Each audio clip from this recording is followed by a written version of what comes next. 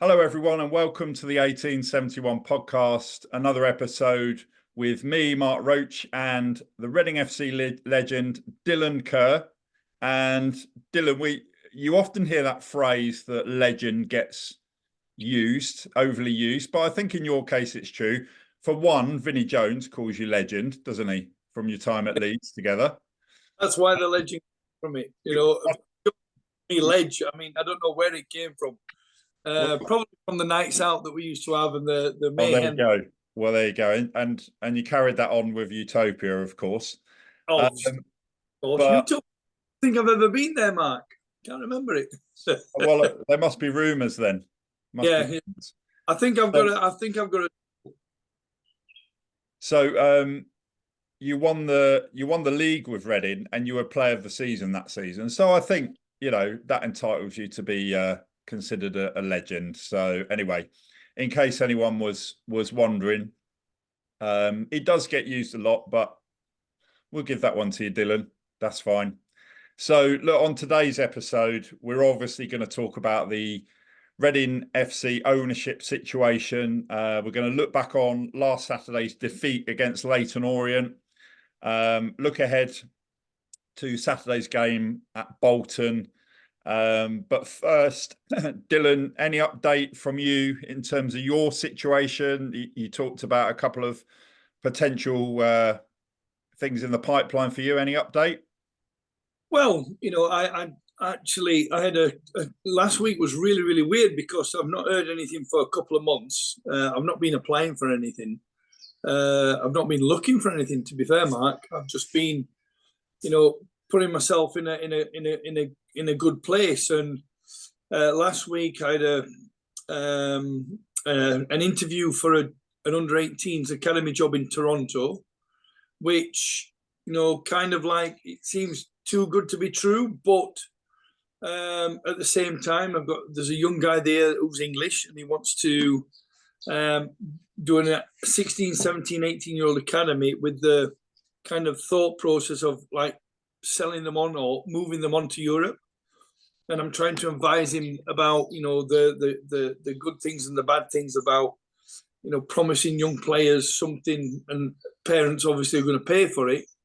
So we had a good chat about that, and I told him a few home truths, which he kind of needs to know. I mean, the kid's 25 years old.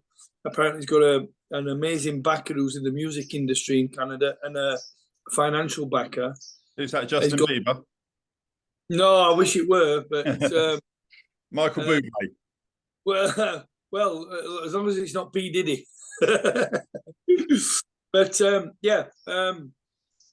then the day after, I'd applied for the Stranraer job in Scotland in League Two, and I've always applied for jobs, as you know, and I never expected a reply, and I got a reply from the secretary saying, "Look, could you come to Moncton Lodge tomorrow for an interview?"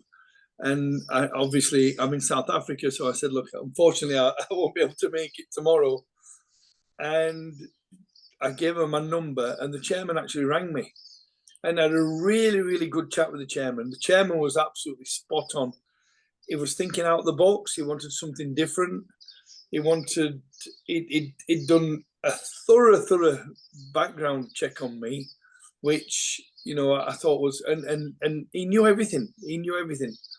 And he said to me that there's a committee, there's 4 people in for the job, and he said maybe this is not the right time, and we left it at that. And the fact that having that conversation with him, it was such a big thing for me, because as I said previously, when we've done the podcast, I was always getting replies. Unfortunately, we are going to go with such and such, or unfortunately, we don't think the job's available now.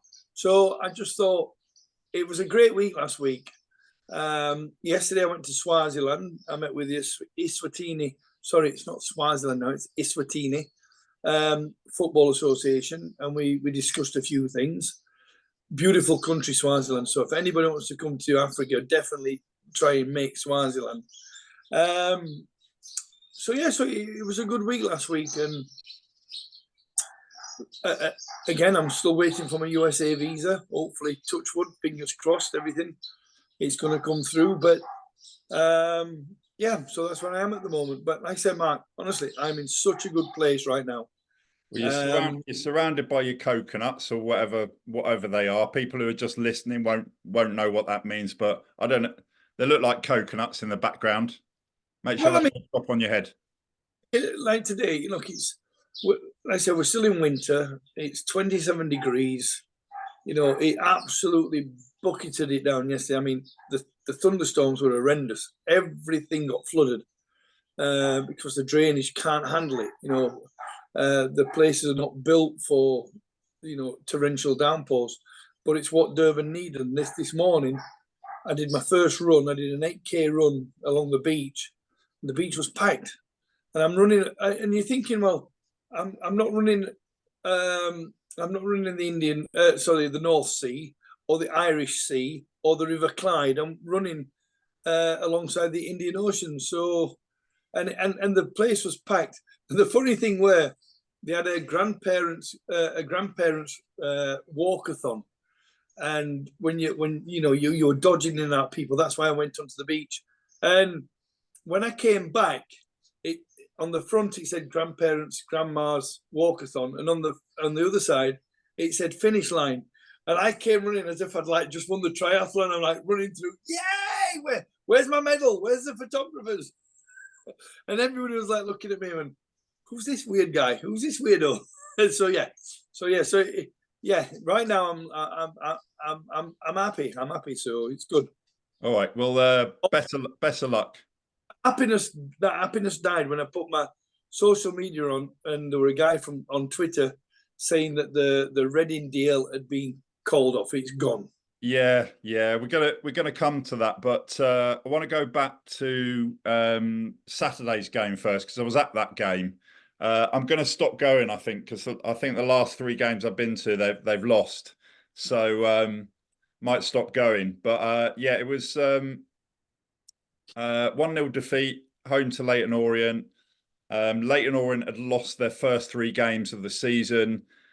It was a fairly even game. I think Reading had something like 11 shots, 4 on target. Orient similar, but they only had 1 on target, which was the goal. And we'll come to the goal. Goalkeeping error. Possession was fairly even, but it was. I'm like many of the Reading fans. I thought it was not a very good performance. Not, obviously highlighted by the result, by the error for the goal. I thought Orient. Look, I think they're in a bit of a false position at the bottom end of the table because I thought they looked better organised than Reading. And honestly, Dylan, I don't know if you've seen the highlights or anything, but that's the worst goalkeeping error I've ever seen from a Reading keeper. It was horrendous. And that's not, I wouldn't say that lightly, but that is honestly the way I feel about it. I don't know if you remember the goal in the semi-final of the FA Cup, Reading against Arsenal, Adam Federici. Yeah. It was a lot worse than that. It should have been a simple, collect the ball. It was a back pass, a firm back pass, and it was a terrible error. Yeah, but the thing is, it's that happens. I mean, before we go to the Leyton Orient game, there's a South African Bafana keeper. When they played against Uganda the other day, the guy hit a shot from 30 yards, and it wasn't even a hard shot. It was head high. I mean, and he went to catch it, and he went straight through his hands, and that made the score 2-1, and Bafana scored in the 95th minute, and then the week after, the pressure's been on him, the media's been on him, and should he be a Bafana player? Should he be an international? The week after, he's playing in the first game of the opening season, Amazulu versus Polokwane. In the 95th minute, he's gone to the ball's up in the air. He's come out of his area, come out of the 6-yard box to go and catch it, right, and dropped it. And he's made it. I mean, it couldn't have been any worse for him, But goalkeepers have these days. It's how football is. It's not pretty. It's not good. That's the thing, isn't it? When a goalkeeper makes a mistake, quite often it results in a goal. Not always, but we've had a couple of Reading fans got in touch, actually. So Alex Blissett, who we both know. Yeah. Hello to Alex. He's got in touch and he said his 68-year-old mum could have saved that shot. Nunn Carr got in touch and said, never mind Boyce Clark. Even Boise from Only Fools and Horses could have saved that shot. It was really bad. But I don't think it kind of disguises the fact that it was poor from Reading. I thought Leyton Orient looked organised. But a couple of positives. First home defeat for 6 months. I think we all agree the manager's doing a great job, especially given the circumstances. First time Reading haven't scored at home for nearly a year. So we've got 7 points from 5 games, 2 wins, 1 draw and 2 defeats.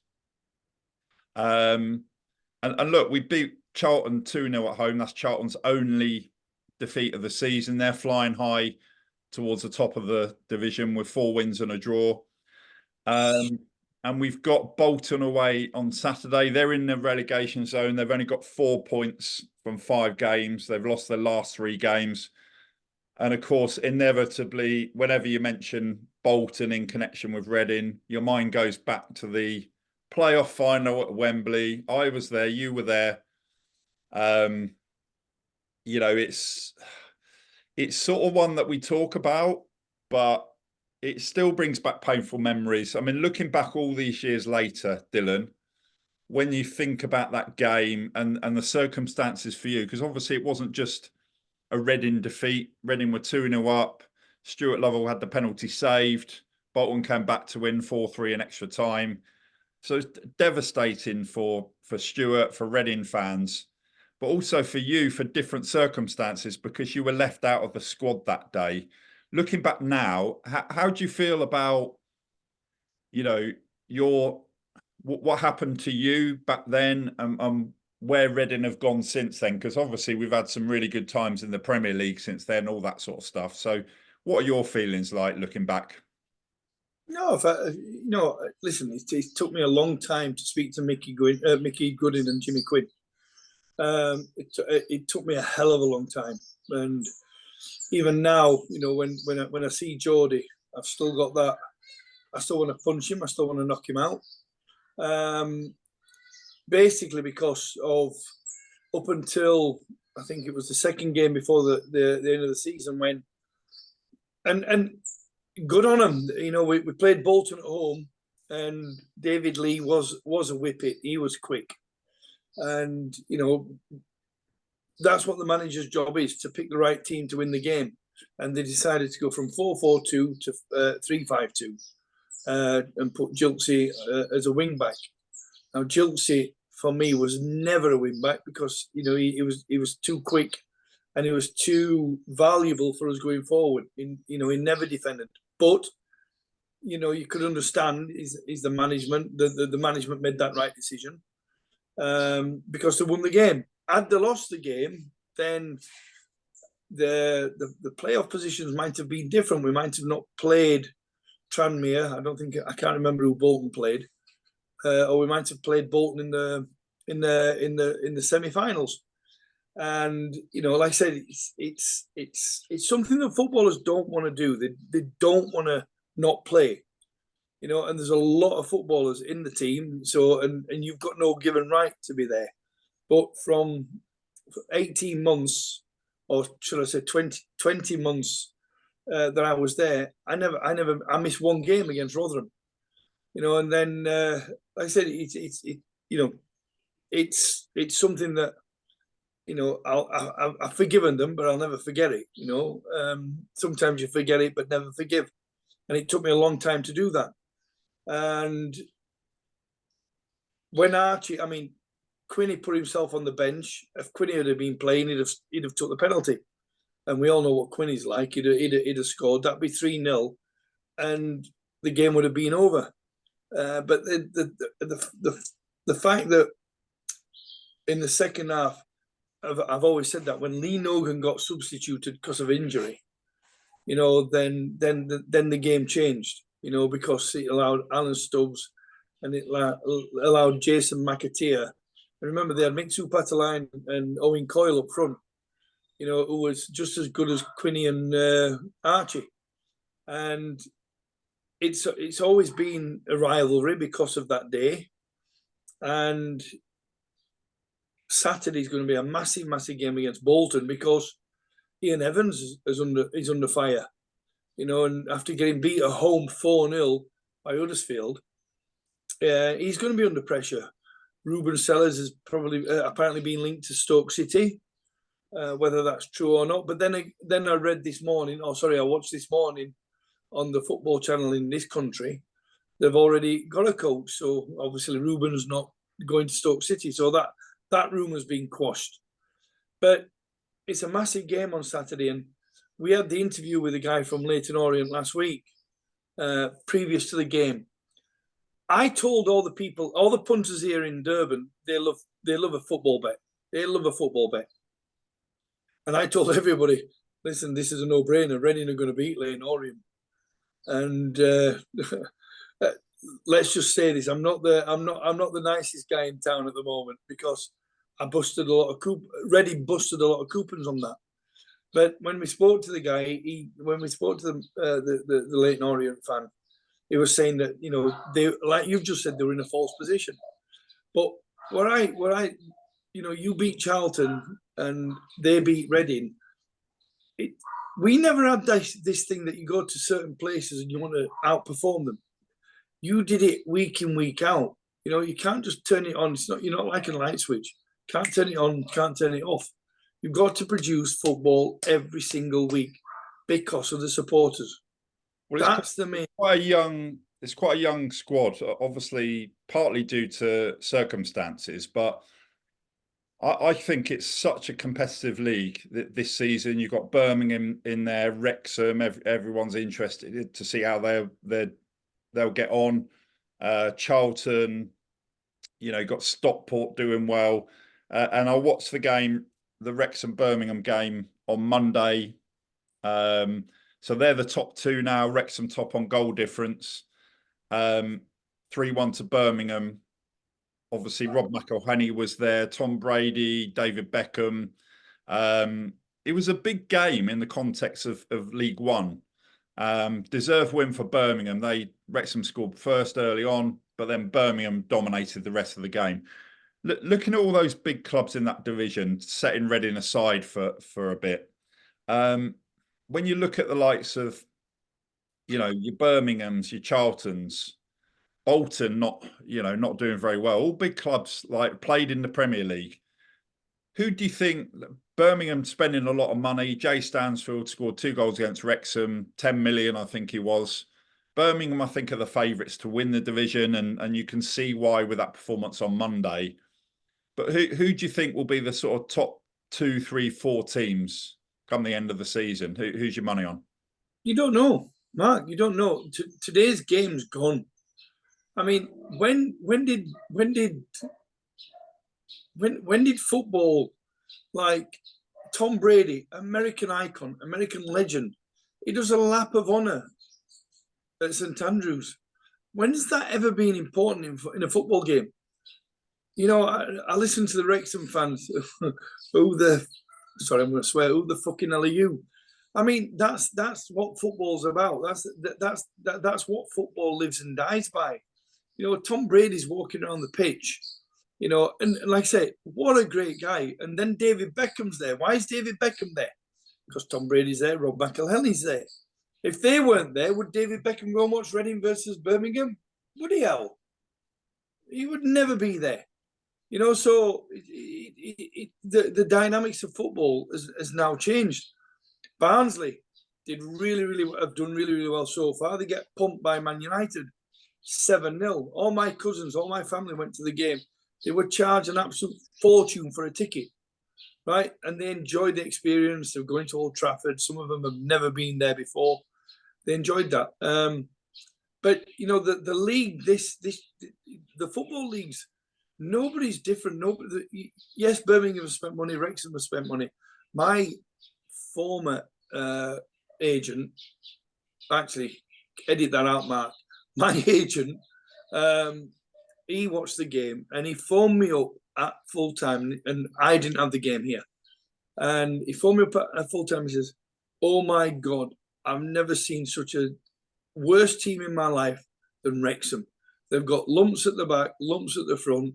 It was they just how the hell they are where they are, second in the league or top of the league." He says they were absolutely shocking, right? But that's his opinion. I listened to Parky after the game. I always listen to Parky's interviews after the game because it's kind of like something you want to learn. And as he said, it's a learning curve for them. It's Wrexham, for God's sake. Birmingham City. Wrexham, no disrespect to them, before the two Hollywood superstars took over, nobody would be interested in Wrexham. I don't think Wrexham would even get a move out of the National Conference League. So it's Bolton Wanderers should have been promoted last year. They were the best football team in that league last year. They didn't. They lost. Ian Evans is under pressure on Saturday to get a result. And Reading, the same thing. They're under pressure to get a result. And as you said, circumstances now with the football club, it's different. It must be hard for Ruben to go in there every day, knowing what may happen, may not happen. And if it's true, it's not going to happen. Well, I just want to talk about, you mentioned Phil Parkinson there, Wrexham manager, guest recently on the podcast, and another connection. So I watched that game on Monday, and then last night I thought I'm going to watch the Bayern Munich game. Michael Olise, ex-Reading, scores 2 goals. That was good to watch. Okay, Dynamo Zagreb, they helped them out a bit, but really good to see. Apart from a great game to watch, really good to see somebody that's come through the academy at Reading go on to get into the France team, score a couple of goals in a record win. He scored for them at the weekend, playing for one of the biggest clubs in world football.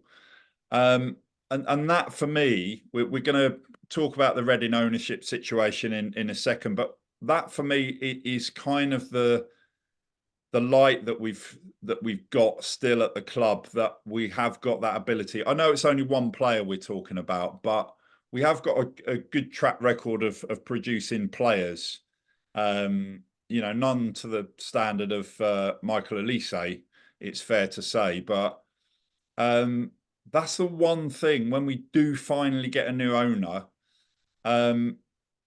We do have a chance, and we've got these players that are still coming through from the academy. And I think the academy's pretty much, keeping the club alive at the moment. I mean, how important is that aspect? We don't know what's going to happen with the ownership, but how important is it that we've still got that fantastic training facility? We've still got this crop of players that are coming through. Noel Hunt, Michael Gilks, Ledgett Wood, people like that, helping these players come through. How important is that, Dylan, to the future of our club? It's massive, because your income is based on selling players and making players available to the Premier League. And I've got an agent here that he's desperate for me to sign this 19-year-old kid. And I said, look, I haven't got a team at the moment. Oh, can I get him to Europe? I've seen him. He's absolutely immense. He's turning 19 next week, and with this football club is kind of like, no disrespect, Basingstoke United, and I'd even go further and say he's like Burfield Town. He's just an amateur, a semi-amateur, and it's getting them images out there that say, right, listen, we've got a player here that we can sell. Let's motivate him. Let's progress him into the reserves or into the under 21s or under 23s, and then let's sell him. Let's look at selling him. And then, like I say, you're looking at that game last night. I didn't watch that game last night. I watched, for my sins, I watched Liverpool against AC Milan. And you just look at the talent the young talent that gets ignored in the game now. Because everybody can buy players. The biggest thing now is how much money can you spend signing a player. Where's the youngsters coming through from Man United like they did in the Beckham, Scholes, Neville era, and you've got to look at all these young players at Reading, great academy, great stadium. There's a knock-on effect. If it's not happening at the top, how the hell are the guys at the bottom going to perform? Because they're the ones that's going to suffer. Because everybody's thinking about the first team. Everything is about the first team.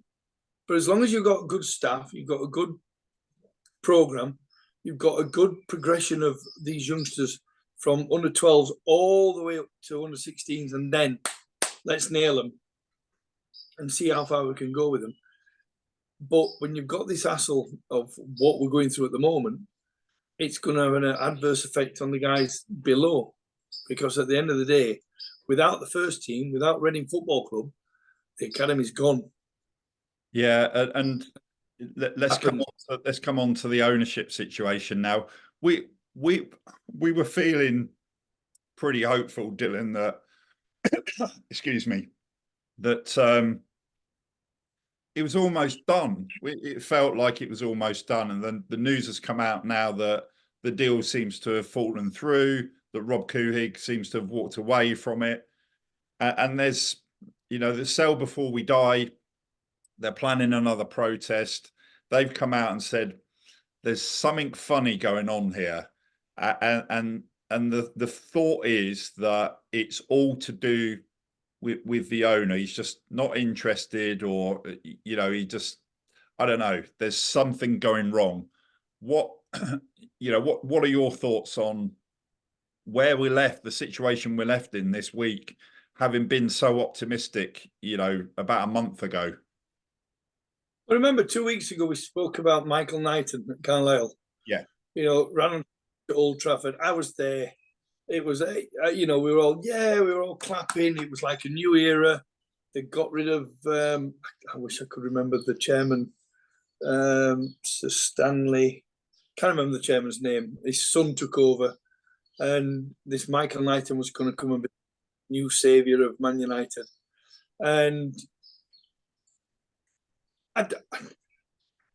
there's something happening. I mean, Dai Young, I don't know the man. I've never met him.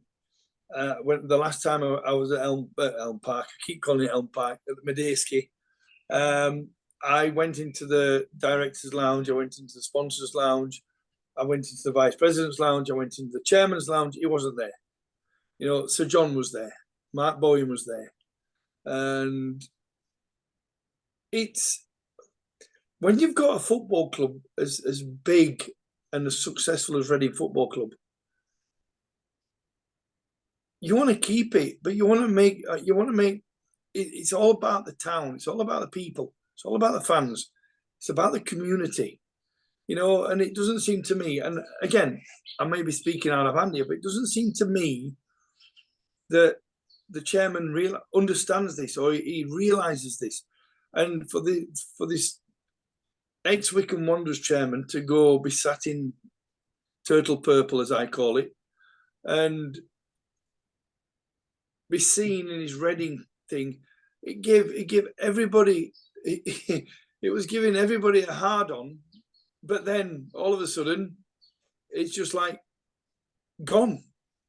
I'm sorry to make it in that thing, but everybody got excited. Everybody's like, every football fan was excited. They were all like kind of saying, yeah, this is happening. This guy's going to buy this club. We still don't know what's happened. It might be all, a game. But it might be to make the price higher, the price lower. But surely they must have sat down and with the lawyers and said, look, this is what I think the club's worth. This is what they think the club's worth, right? Let's meet in the middle and let's get this thing sorted for the town and the people and the football fans of Reading Football Club. You know, if Ruben Sellers is going to succeed or fail, let him do it knowing that he's got the backing of the football club. Let him know that he's got the backing of the ground staff, the backroom staff, the people in the offices, the people that run the club every day, from the cleaner to the groundsman to the secretary to the tea lady. And because now everyone's worried again. The fans, the people that work there, they don't know what's going on. Dylan, I've got a question for you. You've got to pick one of these two options, right? So would you rather stay up in League One this season, but not have a new owner this season, or have a new owner before the end of this season, but get relegated into League Two? Stay up in League One. Stay up in League One. You can't, you know, the clubs, it's getting more difficult for big clubs. If you get relegated this year, if we get relegated this year, and how many fans are going to turn up to watch Reading Football Club in League Two? I watched Stoke versus Fleetwood this morning. I think there were 50 Fleetwood fans. Okay, it was the Carabao Cup, but there was 50 Fleetwood fans in the crowd. And I think there was about 4,000 Stoke fans. Obviously, the manager's just been fired.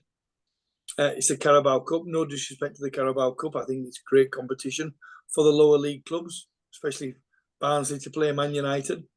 It gives them, you know, inspiration. It gives them something that may never ever happen to them if they're playing or in the squad to play at Old Trafford. But no, you can't get relegated. If you get relegated, you're risking the club going out of business. Well, I think we're at that stage. We're back at that stage now, aren't we? Where everyone's worried again. It's like we're back to square one again. But one point I'd like to make, and the reason why I asked that question, is you look at a club like Leyton Orient. You know, until a few years ago, they were playing in National League. They're now in League One. Stockport, I think they were in National League North. So the one below the National League, and they've come back. They're now challenging for promotion to the Championship. And you look at clubs even like Brighton and Brentford, and the thing that all of those clubs have got in common, and Luton did it as well. They went up to the Premier League. Ipswich is another example. You know, Ipswich is kind of, you know, they've gone through that journey that Reading are going through. They've had hard times, and now they're on the way back up.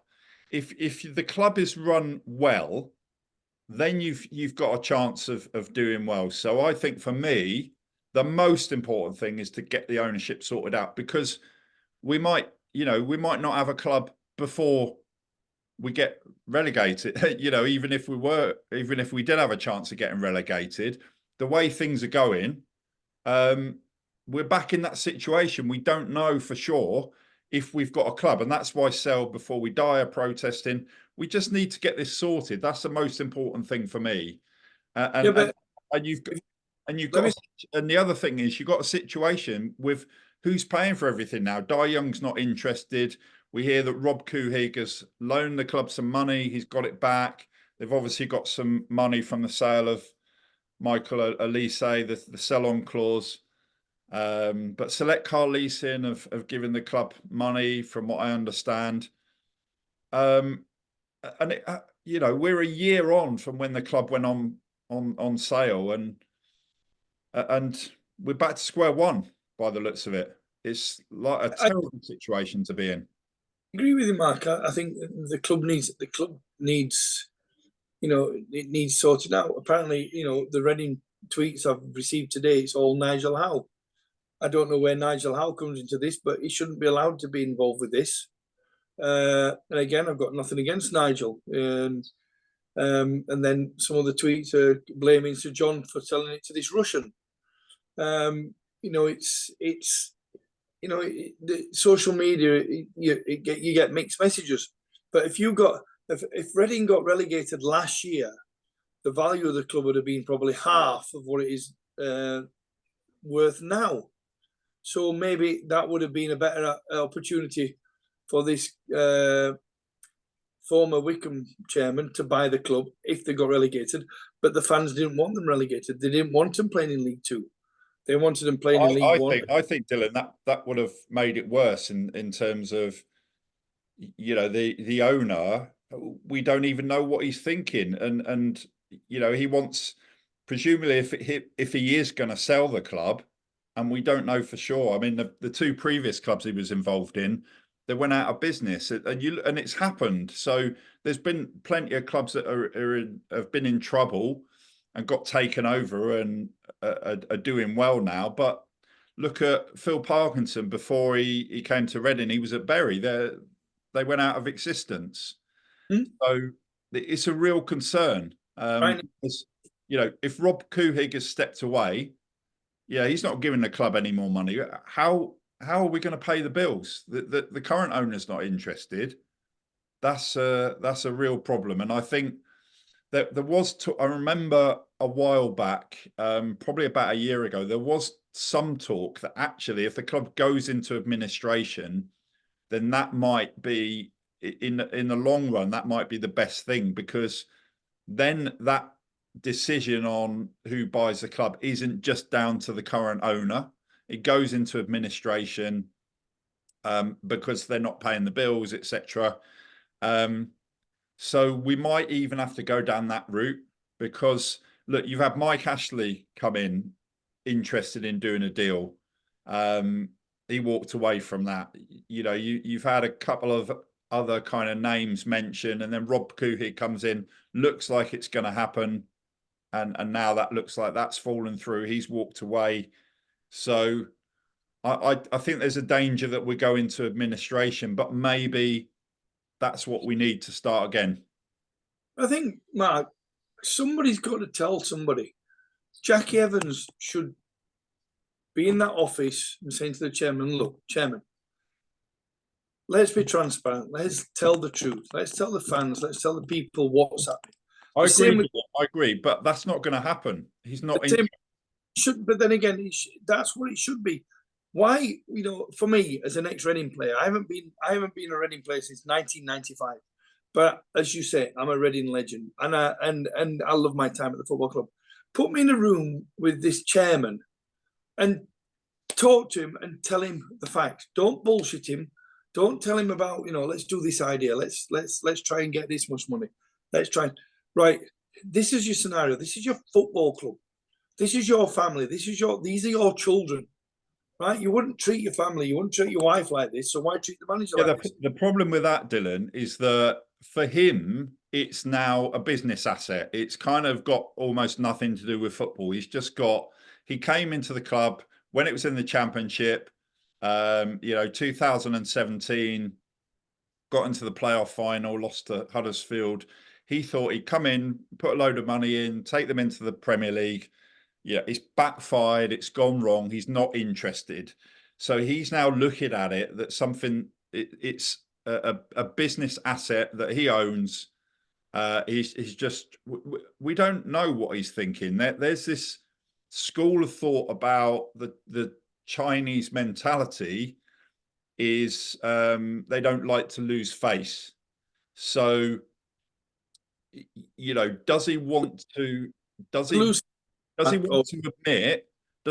admit defeat and lose a load of money on the club, or does he want to save face? And he just doesn't seem interested. And we'd love to know what he's thinking, but that's not going to happen.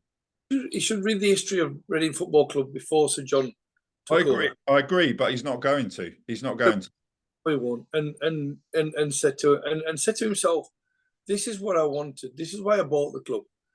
Yes, we didn't succeed that first season we got there. So let's invest and let's get the right thing to get us back into the Premier League the next year. But once you lose that momentum, and once you lose that kind of once you lose that togetherness as a football club, and I'm talking all the way through the football club, not just the players, because the players are just the add-ons to it. They're the ones that are given the responsibility. They're the ones who are under pressure. They're the ones who live and die for the football club. And last year, it showed that the players did everything with all the adversity, with all the lack of wages, with all the wages being deferred, with all the FA points deductions. Them players dug in deep and they made sure that club survived. So yes, we all know it's a business. Yeah. Again, like we say, Tom Brady's invested in Birmingham City. Ryan Reynolds and McElhenney have invested in Wrexham Football Club. The chairman at Carlisle is an American. The chairman at St Johnstone, who I found out today, is an American. These people have got ideas that, if we buy a British football club, we can make money out of it. We can make money out of it.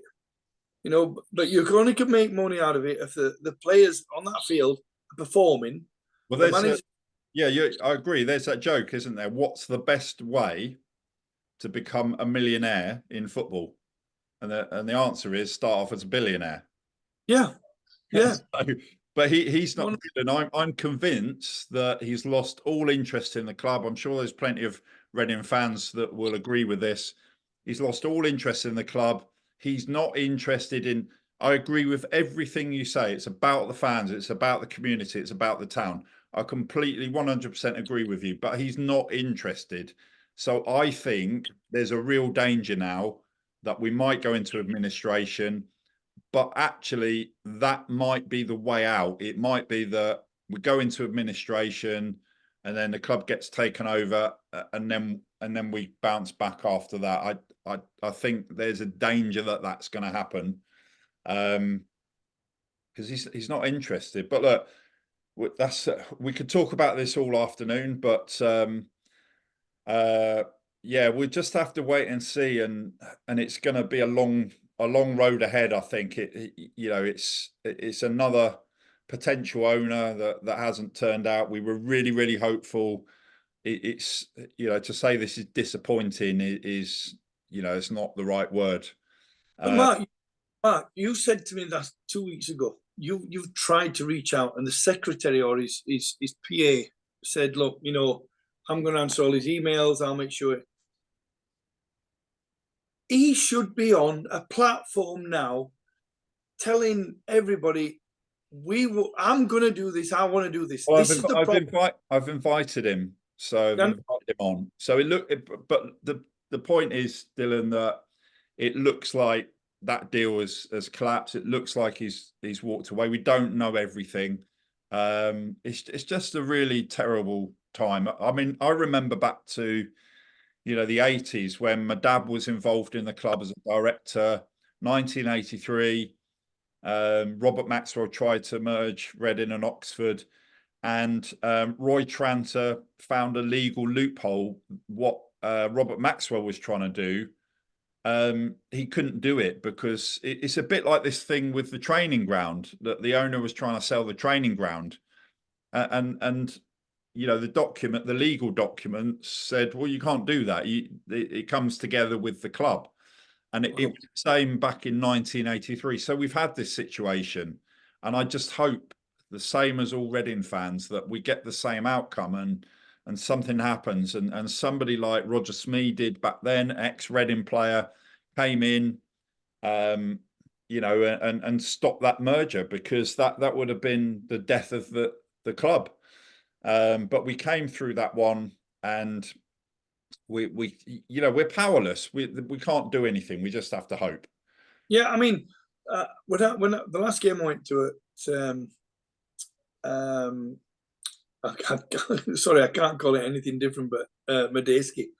And the last time I was there, it was against Barnsley, and I took Sharon down. Jane and Kim went. With Ron Grant, we were invited.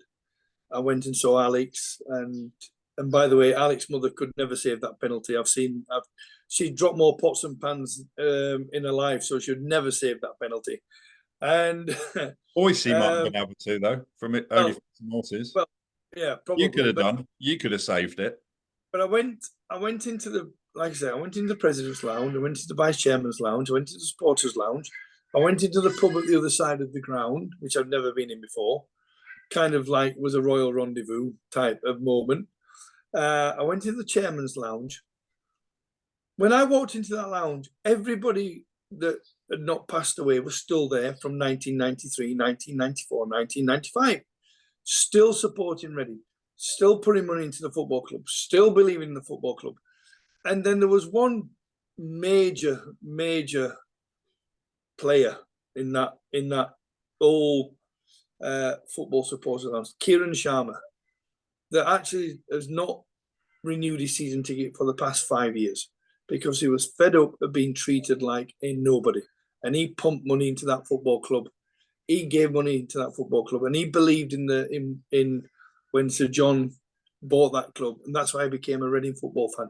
Sue Roberts doesn't go to the game. These are the big people that that love and would die for Reading Football Club, and that's what Reading Football Club needs. Somebody that's going to die for them, someone that's going to come in and say, right, I'm going to take over this club and I'm going to rebuild this. It might take 1, 2, 3 years, but that football club deserves to be where it should be, in the Premier League, in the Championship, challenging, not in League One, definitely not in League Two, and God forbid if they went to League Two and they got relegated, because it could happen. It could happen. Yeah. But football now is all about stats. It's all about data. It's not about players like back in the day when we played.